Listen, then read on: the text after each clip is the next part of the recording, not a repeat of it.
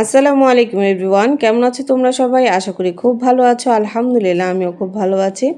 রাতের বেলা আমি আর আমার ছোট বোন ইকরা চিন্তা করছিলাম অনেকদিন যাবত ঢাকা যাওয়া হয় না, চল যাই।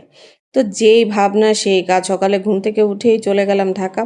ঢাকায় রিক্সা দিয়ে চড়া খুবই মজার একটা বিষয়। খুবই মানে আমার কাছে ফিলটাই অন্যরকম লাগে, কার কাছে কেমন লাগে আমি জানি না। বাট আমার কাছে খুবই মনে হয় আমার পরিচিত একটা জায়গা। আমি খুব মিস করি আমার কলেজ জীবন, আমার ফ্রেন্ড সার্কেল সবকিছুই আমি অনেক মিস করি। আসলে বিবাহিত লাইফে সবকিছু বন্দির মতো। তারপরও যাক, আলহামদুলিল্লাহ। তো চলে গিয়েছিলাম শপিং করতে। শপিং শেষে হাঁটতে হাঁটতে আসলাম এলিফ্যান্ট রোডের স্মরণিকার সামনে। স্মরণিকার সামনে এসে দেখি এত এত গজ কাপড়, যেগুলা মনে করো আমরা ভিতর থেকে এত দামে কিনি। আমার মনে হয় না এখান থেকে এত দামে কিনা উচিত। তো নেক্সট টাইম এই সামনে থেকে আমাদের মানে আমি কিনবো অন্তত। তো চলে গেলাম, নিউ মার্কেট যাব, ফুচকা খাবো না তা কি হয়? ফুচকার সাথে লাচ্ছিও ছিল।